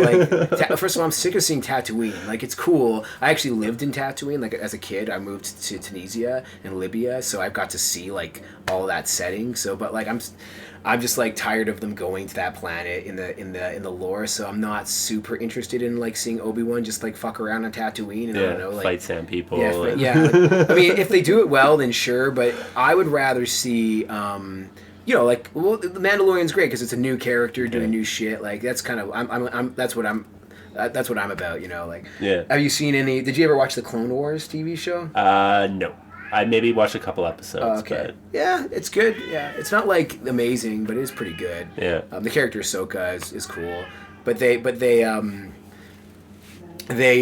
brought a new season. Like they just made a new season. Like the show was canceled for the last like 6 years, and they just like made a new season for Disney Plus, and so far it's okay. Yeah, it's something I might get into because like I have access to Disney Plus right now. And like Star Wars is Star Wars. It's always gonna like hold that kind of special place in my heart, and even the bad Star Wars I still enjoy watching them from time to time. Even like the prequels, I don't hate as much as everybody else does. Okay, but I don't know if I even hate them because I've seen them so many times that it would be hypocritical to say that I hate them. Yeah. But I would never make the argument. It frustrates me when people try to say that they're good movies. Yeah. I think that they're fun movies, but I think there can be there's lots of cool stuff like lightsabers and spaceships, but like. I think it's just this war between the people who like the Disney movies and people who like the prequel movies. It's like they always fight each other as to whose trilogy is shittier. Yeah. And I think in that fight, I do think that the Disney movies are more competent actual movies. Like they have like real acting, and it's not a whole bunch of CGI barf all over your face like the prequels were. And the prequels came out, honestly, I think a period of time of movie making that was really bad. It's a bad time for music and a bad time for movies, and I think this is the years 1998 to like 2005, because this is when I think the dawn of like the digital revolution was really happening. So all media, music and movies, started being like, well, computers can do lots of shit, and they just like went to town with it, and that's when you started hearing lots of like super produced pop music, like really, really produced, and then the CG barf movies that like Pirates of the Caribbean and Star Wars, they just went crazy with like blue screens and they didn't put any thought into like, does this actually look real? So I think that, and the Star Wars movies suffer from that. The only good movies that come out from that time, in my opinion, of like big franchises, is Lord of the Rings, and the Spider-Man movies, the first two, anyways. Yeah. But that's because Lord of the Rings, when they did it, like most of it was still dudes in costumes, Oh yeah. Lord of the Rings is an awesome example. It does have moments of early 2000s CGI bullshit. Like specifically, there's a part where Legolas, the elf guy, like fights a giant elephant, and it's just him. He looks like he's like Flubber, like he's just dancing around on top of this elephant, shooting with arrows, because he's like, it's not a real guy, and it looks very dated and fake. So there's some of that, but like a lot of it is like guys in costumes and real sets. So Lord of the Rings is good, like, and but you do get like a lot of like just like from that time, just like really really bad, like where they just thought that they could do no wrong with CG, so they just like went to town with it. And then I think that Christopher Nolan came along with the Batman his Batman series, and he was kind of one of the first people to be like, hey, maybe we should bring back practical effects a bit more, because the Dark Knight and Batman Begins and stuff like that, like they actually made like a real Batmobile and all this stuff and like blew it up, and like it's all very real looking. So yeah. No, I like much prefer like that kind of like authenticity when it comes to movie making, for sure. Yeah. Like, well, I mean, my biggest annoyance with the prequels is that they just didn't even make a stormtrooper costume. They were all CGI. The clone troopers, they were all CGI guys, and I'm like, you didn't need to do this in the 70s when you had way less money. Why do you have to do this now? They look fake as fuck, especially when they would take off their helmets and it'd be like a real guy's face, like pasted on a CG body. It looks so terrible. And so the Disney movies, they obviously learned something, because like they made real stormtroopers and everything looked way more authentic, and there's still lots of CG, obviously. Yeah, but, you can't get away from it. But No. I mean, one of the things I super appreciated from the very first one they released, The Force Awakens, is you could tell that they had made some of those like robots and extras and stuff like that, because they were just like these stupid lumbering things. Absolutely. Like, Well, from BB-8 was so cool when they first revealed BB-8. They actually built like this like weird magnet ball droid, like, and they actually, it's a remote control. It's really in the shots with the actors, and love that kind of thing. Yeah. I love like I mean, I've always been a huge fan of movies, and especially science fiction. Like, one of my favorite things to do is just like look at pictures of like the making of like an old Godzilla movie, and like seeing the sets they built, and the guy has like the top head of the costume off, and he's like in this big rubber suit, and it's just cool, like how they had to innovate and think of new ideas. Like, you know, when they made Aliens, they had to figure out, okay, how are we going to make this queen alien, this like, you know, like 15-foot tall or 30-foot tall monster with like, you know, 6 limbs. You know, they had to innovate. They had to think of how to do it. Whereas now, obviously, the answer is, we'll stick some dude, give him a bag of Cheetos and a computer, and he'll make us. he'll figure it out. Yeah. I mean, I know it's not that simple. It takes a lot of time, and CGI is definitely a lot of work. But but there's definitely less innovation there, because they know exactly how they're going to do it. It's just a matter of money and time. Yeah, no, exactly. And it's like, there's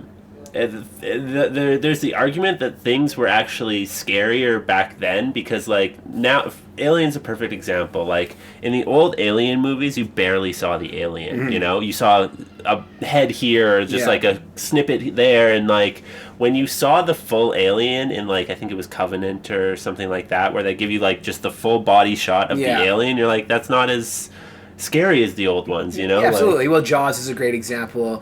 The Jaws shark looked pretty fake, so they tried to show it as little as possible. And then the movies, obviously was a good idea, because it was a super huge hit, and it's still a pretty scary movie. Yeah, Alien's a great example, and also just like the fact that it is a guy in a suit, it's a real costume that's on set with the actor, like you can feel its presence. A cool movie, but that is bad for this.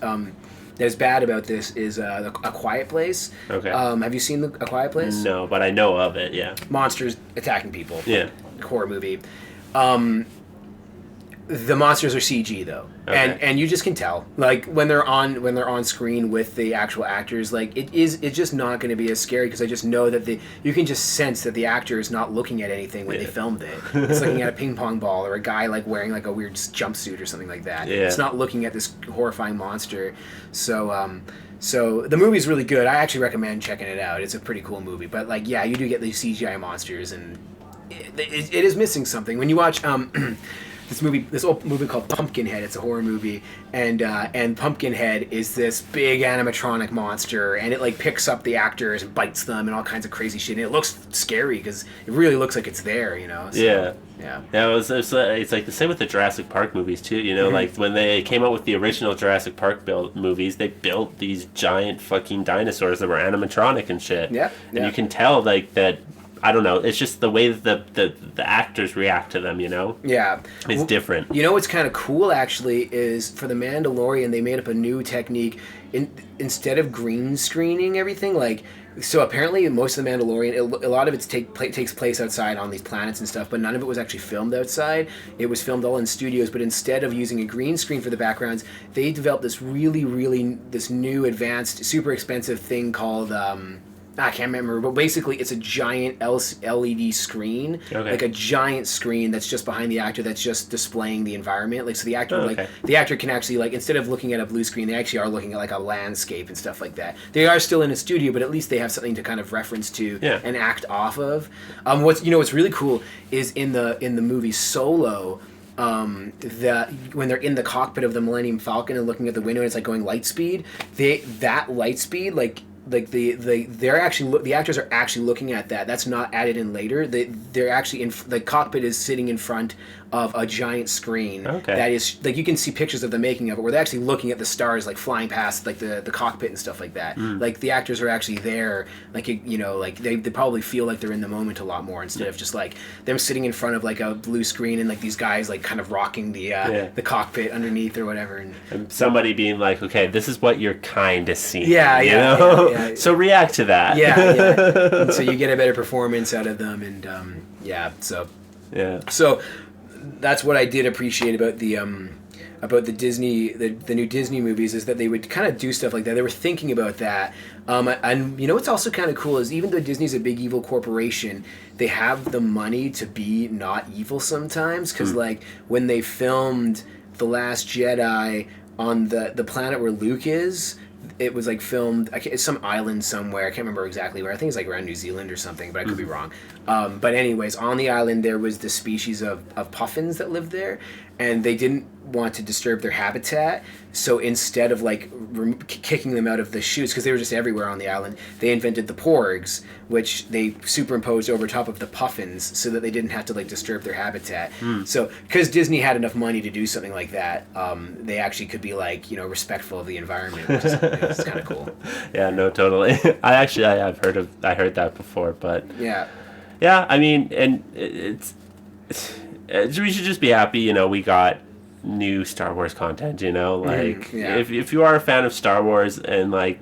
You should just be happy that they made new stuff, There's only one other like major regret I have. I mean, besides there's a section of The Last Jedi that should just not exist. It's so bad. It should just the whole part where they're at this casino. It's awful. But so that sucks, and then also it sucks that they never had one scene where Han, Luke, and Leia were like together, the three of them like in a scene together. Because that is a shame. Like we never got like a flashback or just some scene where they got to like hug or whatever.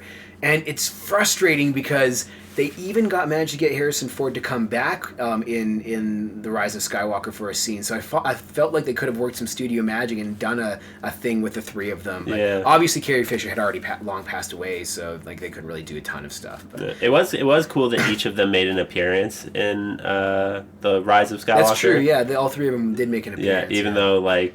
Technically, Han Solo and Luke Skywalker were both dead or whatever, but... yeah, right. But I never cared about... it sucks that we didn't get more of Luke, but I like what they did with Luke. I really do. And I like how in The Rise of Skywalker, he like... he's a ghost now, but he's like, I was wrong and all this stuff. And he does the thing where he lifts the X-Wing out of the water. You know? Like, that's cool, And then the scene where Han Solo talks to Ben is awesome. It's like one of the greatest moments of all of Star Wars. It's really well done.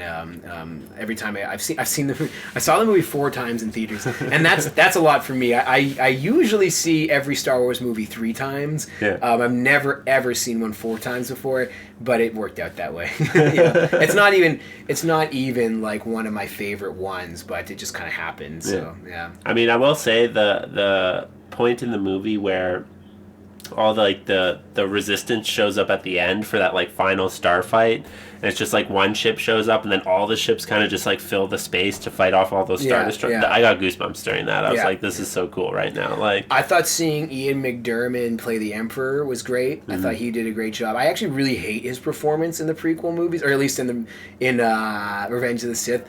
He's too over the top. The whole like, he's jumping around. He's like a gobbledygook. He's like a goblin guy doing backflips, and he's too over the top. That you will die.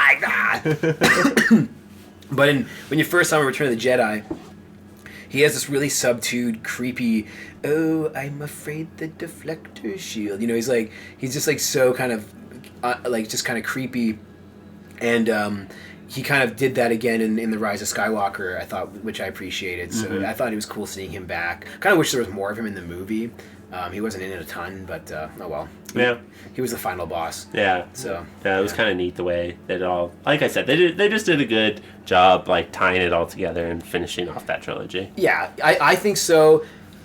I don't know if it's a satisfying end to the whole. Like they were marketing it as like this is the end of like Star Wars, like the end of the Skywalker saga, and it might not be good enough to like. I don't know if it's a good like the best end. Like I don't know if I'd go as far as to say it's a satisfying ending for like the whole saga, but as far as the story they were telling with those 3 movies, I think it did its job. Yeah. So yeah, I don't know. But yeah, Star Wars, it's we can't be on this podcast without bringing that up. I was gonna say it's not a Galacticas podcast without talking about movies and Star Wars at least a little bit. Yeah, I know. Yeah, I knew we had to get it in there. And since our last time, The Rise of Skywalker and The Mandalorian came out, so it's a lot there. But I am okay. I'm with you where it's like if they just like put out stuff like The Mandalorian for the foreseeable future, that'll be good with me. I kind of want the kind of toxic. I hate saying the word toxic, but like whatever the kind of antagonistic fan base to kind of chill out and like I think the only thing that will do that is just like some time away like from the movies coming out. Everyone's getting so pent up and like so hopefully because like I don't know, it's almost like embarrassing to say you're a Star Wars fan now because the fan base just made it really icky. Yeah, there's definitely some like toxicity in it for sure. Like just saltiness, I think, is all it is because it's not exactly what people thought it was going to be when it came back, or they want it to be more like the originals or whatever. All it is that it's not the thing that came out when you were a kid. Yeah. That's literally all it boils down to. Whatever you saw when you were a kid, like if you grew up with the original trilogy like I did, or you grew up with the prequel trilogy, that's gonna be what you grew up with, and you're gonna think it's great. I mean, how could you not, right? Like you're a stupid kid, like yeah, exactly. And so there's gonna be a generation of kids right now that these new Star Wars movies are gonna be their favorites. So but like so basically, they'll never be able to make like a Star Wars that satisfies the older fan base 100% because it's not going to be what they grew up with. Well, they also like what people have to realize is also like yes, these movies are they're good for adults but like inherently, at least the Disney ones, they feel a little bit more like kid movies. I think that there are some people that would get so mad that you said that. Yeah. But I totally agree. Well, like, Star Wars, the whole thing is for kids. The prequels, too. Like, they definitely got bogged down in some political minutia that a kid wouldn't really like or understand. I know I didn't when I was a kid. But still, it's fucking space wizards doing backflips and hitting each other with laser swords. Exactly. It's kids stuff. And I love when when you bring that up and then you'll get, like, the insufferable person who's like, It's not for kids. There's so much murder and death in Star Wars. Is that for kids? And I'm like, there's tons of murder and death and lots of kid shit. Like, come on, you watch Reboot. Like, wow, like Optimus Prime died as a kid. Like all kinds of like that doesn't make something not a kid's property. Exactly. And like, do you see blood like once in Star Wars? Like maybe you do in A New Hope when Obi-Wan cuts off that guy's arm. Yeah. It's the only time you really see any blood. Yeah. So it's I mean, like people will point to like, but like Darth Vader gets burned alive and all that. It's like, yeah, but it's still a kid's thing. Like just because it's like grim and dark doesn't mean like it's not for kids. I don't know. Like exactly. It's not. So but like, what's wrong with it being for kids? Yeah, exactly. Like who cares? I'll sometimes read like young adult fiction if it's a good story. Like I don't care. Kids movies nowadays are great. Like all the animated stuff they're coming out. And totally. Also, just to the note of it's grim and like, have you seen any Disney movie? Like look at fucking Bambi or The Fox and the Hound. Those are sad as shit. They're grim and dark. Kids media has been grim and dark for a long time. So trying to say that Star Wars isn't for kids because it can get grim, like that's just, I don't know, that doesn't work for me. It is for kids, but adults can obviously like it. It's just like it doesn't make it any less than, it's only less than if it's for like toddlers. Yeah, you know? exactly. But like, just because it's for like, something that kids are more inclined to enjoy. I don't know. That's never been a thing that's ever bothered me. Like, I love the Transformers, and if I'm never going to be like, it's not for kids. No, the robots that turn into fucking cars and planes, and they punch each other. Like, it's definitely for kids. Yeah. You gotta appreciate it for what it is, right? Like, is the storyline in like some of the Transformers stuff the best? No, but it's still giant robots fighting each other that turn into cars, and it's awesome. Yeah, and it's awesome. It's cool. Yeah, I don't know. You gotta. I often love to put on when I like to like work on my like cartoons and stuff. I like to put on like something to watch in the background, but it's the best when it's like I love the Power Rangers because Power Rangers was a really cool show, especially the original, because it was this old Japanese show that they just took footage from and then they spliced in like American actors in the 90s. Oh, really? Yeah, it's the Power Rangers, like the most famous, the original version.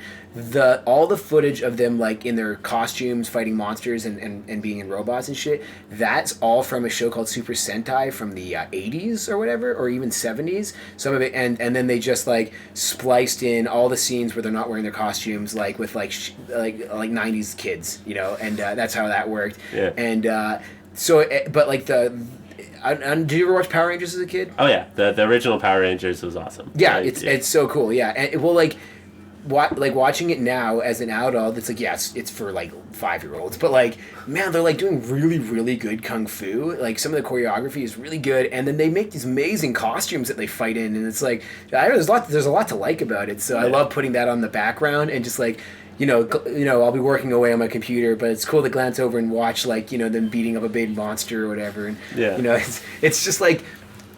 The original Power Rangers is so aggressively cool. Like it's like, okay, they're ninjas in primary colors that have dinosaur robots that turn into a giant robot. They turn into a giant robot and they beat up monsters. Yeah. And then they have like motorcycles. It's just like, and then like it's like heavy metal like playing in the background. It's just like, how could like a 9-year-old kid like not think that's just the coolest shit ever? Yeah, exactly. Power Rangers is the best. yeah, it is pretty cool. So yeah.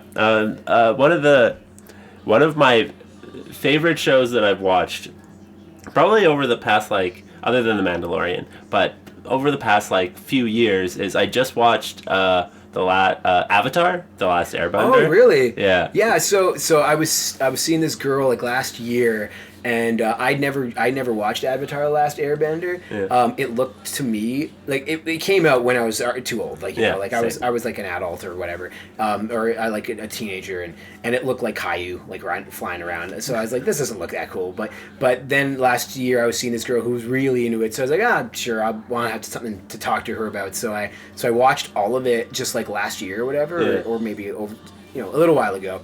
And so with no nostalgia goggles at all, because like, I'm a cynical 32-year-old now. But I was like, whoa, this show is fucking really, really good. Like, it definitely deserves its like hype. Oh yeah, definitely. It's like, and it's another thing about like, there is like dark stuff in it. It's like, it's a kid's show, but like the themes and like all of it is just like so mature, and honestly, it's one of my favorite things that I've watched in the past like little bit. Yeah, I was super impressed with it. I knew it was supposed to be good, but I was like, wow, like it is really, really good. Like the characters and stuff. I like that it was just the 3 seasons. It's like that's my problem. Like I don't watch any shows ever because I'm just always completely intimidated by how there's like 60 episodes that I have to survive through. Yeah. So I liked that. That it was short. I know that there's another show. I haven't seen The Legend of Korra. Yeah, but, no, me either. I'm fine with the story I got in Avatar. That's good enough. Maybe I'll watch it again. My only criticism, honestly, is that it didn't get dark enough. I was hoping that by the end, some kind of darker stuff would happen, and I feel like they kind of pulled some punches at the ending there. See, it's my only criticism with it.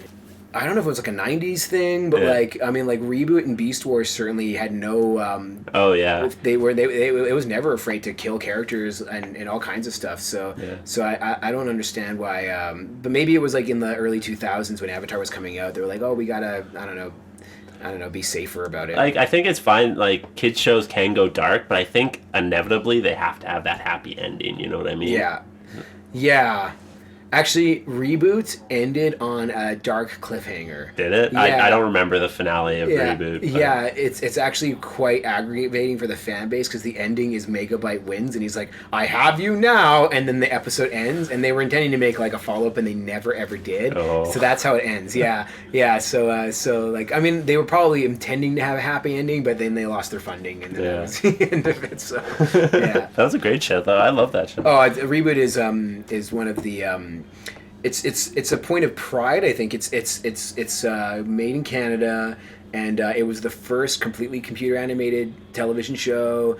It did a lot for just like special effects in general. So I don't know, and it's a well written cartoon. So Yeah, and it like when and it's like distinct too. Like there's early Reboot when like Bob's alive and stuff, and Enzo's a kid, and then it gets like to that dark kind of timeline where Enzo's an adult. And no, he's because like this. all of the kids who were watching it started when they were like 8, and then by the time they were like 11 or 12 is like when they like decided like the show got all dark and stuff, and so like you're like cool, now well I have the whole show on DVD and it's really cool. Like it goes from like this super happy-go-lucky kind of fun show, how it transitions into this super grim cartoon is just kind of what's cool about it, and so you can choose, which version of Reboot you're in the mood for. Yeah, definitely one of my favorite cartoons as a kid. I would say. Yeah. But anyways, we should probably wrap this up. Okay. Any final things you just want to say? The new album comes out hopefully on June 12th at the Broken City. Like I said, I mean, that's as it stands right now at the time of this recording. Coronavirus is still decimating the planet, so that might change, but hopefully we still can do it then. And I don't know. I mean, we're very excited about this. I think it's going to be our best stuff ever. So hopefully everyone comes out and yeah. Cool. And as usual, I'll have like links in the episode notes of where people can find your music and find you on social media, so they can chat with you guys if they want, or they'll just be able to find you. And thanks again for being on the podcast. Cool. Thanks a lot, man. Out come the wolves when the sun is low, and it's a punk rock sermon going down below, with all the bright light city dreams, child of Babylon and Mazazli. Renegade girl with a Falcon smile, as skinhead raids coming single file. We are an exile family from the other kind of teenage dream, and I say, hey, let it rain. We got nothing but the weekend to blame.